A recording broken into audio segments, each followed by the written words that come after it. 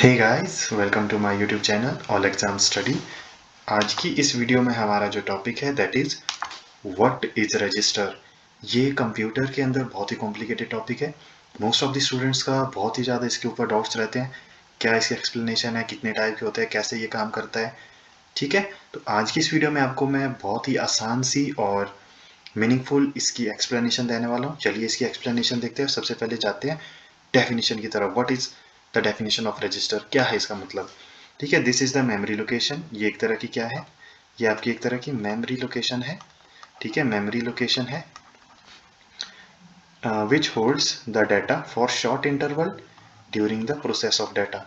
देखिए, जब आपका डाटा सीपीयू के अंदर प्रोसेस होता है उस टाइम उसी समय ये क्या करता है, डाटा को होल्ड करता है कुछ समय के लिए during the process of data. यानी कि एक मेमोरी लोकेशन जब डाटा प्रोसेस होता है उस समय डाटा को होल्ड करने का काम कौन करता है, आपका रजिस्टर। तो चलिए अब इसकी टाइप्स के बारे में देखते हैं, आखिर कितने टाइप के होते हैं। चलिए देखते हैं types of register. Types of register में आपका जो फर्स्ट है वो है आपका MAR, मेमोरी एड्रेस रजिस्टर जिसे कहते हैं आप लोग। ठीक है, मेमोरी एड्रेस जो रजिस्टर है इसके बारे में चलिए देख लेते हैं। मेमोरी एड्रेस रजिस्टर MAR से इसको डिनोट किया जाता है। This register holds the address of memory where CPU wants to store और रीड द डाटा।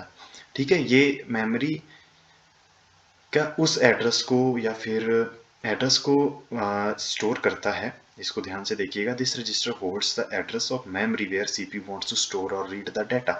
एक्चुअली ठीक है, व्हेन सीपीयू wants to store data it stores the memory address actually. ठीक है, जब आपका डाटा को सीपीयू स्टोर करना चाहता है, एक्चुअली अगर देखा जाए वास्तविक में, तो ये क्या करता है, मेमोरी एड्रेस को, ठीक है मैं इसे लिख रहा हूँ, ये मेमोरी एड्रेस को स्टोर करता है। ठीक है, तो ये फर्स्ट टाइप ऑफ रजिस्टर है that is MAR, memory address register. उसकी एक्सप्लेनेशन आपके सामने है। ठीक, second type of register that is MBR, memory buffer register. This register is use to store the data and instruction coming and going to the memory of computer. ये वो register है, ये उन डाटा और इंस्ट्रक्शंस को store करता है जो आपकी मैन मेमोरी में जा रही है और वहां से आ रही है। ठीक है, तो इसलिए यहाँ पे लिखा गया coming and going to the memory of the computer. ये आपका मेमोरी बफर रजिस्टर है, उन कंटेंट्स को ये स्टोर करता है, डाटा और इंस्ट्रक्शंस को स्टोर करता है। That is your second register, memory buffer register. Third type of register that is address register. ये आपका थर्ड टाइप ऑफ रजिस्टर है, address register. This register is used to store the data of the input output devices of the system. यानी कि जो input output devices है उनके address को store करने का काम कौन करता है, आपका एड्रेस रजिस्टर। ठीक है, कौन सा इनपुट डिवाइस इसके साथ कनेक्टेड है या फिर कौन सा आउटपुट डिवाइस। ठीक है, ये भी आप लोग ध्यान रखिए। ये आपका जैसे इनपुट डिवाइस हो सकता है या फिर आउटपुट, दोनों डिवाइसेस के एड्रेस को ये क्या करता है, स्टोर करता है। तो ये आपका हो गया एड्रेस रजिस्टर। चलिए नेक्स्ट रजिस्टर्स की देखते हैं, आगे आगे कौन कौन से इसमें रजिस्टर है। तो next register that is PCR, जिसे आप लोग कहते हैं programme counter register. Programme counter register वो भी हम देख लेते हैं आखिर क्या होता है ये। This register is use to store the address of next instructions to be executed. बहुत ध्यान से इसको समझिएगा। ये उस एड्रेस को एग्जीक्यूट जो होनी है, अभी नेक्स्ट जो इंस्ट्रक्शंस एग्जीक्यूट होनी है उन्हीं इंस्ट्रक्शंस को स्टोर करने का काम करता है। ठीक है, तो इसकी एक्सप्लेनेशन एक लाइन में मैंने आपको दे दिया।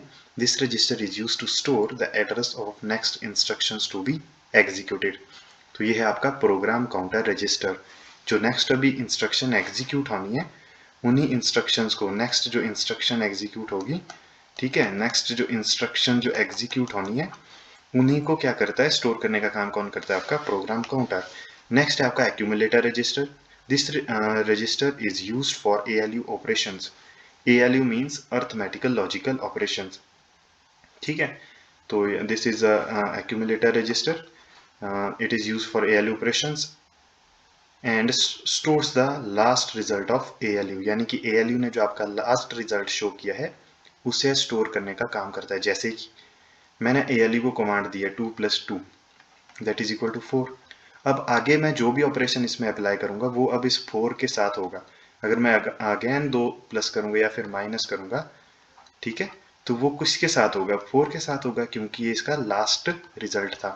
तो इस लास्ट रिजल्ट को स्टोर करने का काम कौन करता है, ALU के एक्यूमुलेटर रजिस्टर। शायद ये आपको क्लियर हो चुका होगा। चलिए चलते हैं नेक्स्ट रजिस्टर की तरफ। आखिर नेक्स्ट कौन सा रजिस्टर है, that is instruction register. Once an instruction executed from the main memory, then it is stored in the instruction register.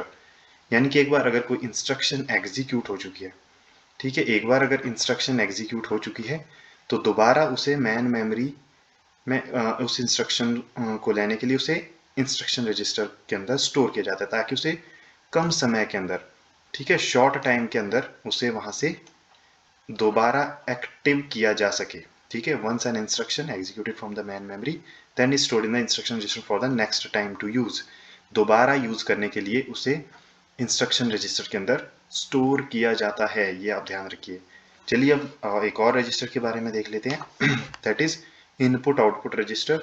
This exchange data between input output unit, यानी कि अब जो डाटा आपका प्रोसेस हो चुका है उसे इनपुट आउटपुट जो यूनिट है या फिर डिवाइसेस है उसे भेज देता है, उसके बीच एक्सचेंज कर देता है। तो ये था आपका रजिस्टर्स, शायद आपको समझ आ चुका है। इसका आप स्क्रीनशॉट ले सकते हैं इसके, जो मैंने आपको डेफिनेशंस बताई हैं। तो अगर वीडियो आपको पसंद आया हो तो प्लीज़ चैनल को सब्सक्राइब करें। ठीक है, ऑल एग्जाम स्टडी चैनल को सब्सक्राइब करना बिल्कुल भी ना भूलें और बेल आइकन को ज़रूर प्रेस करें। Thanks for watching. ओके, तो मिलते हैं अब नेक्स्ट वीडियो के अंदर, तब तक के लिए गुड बाय।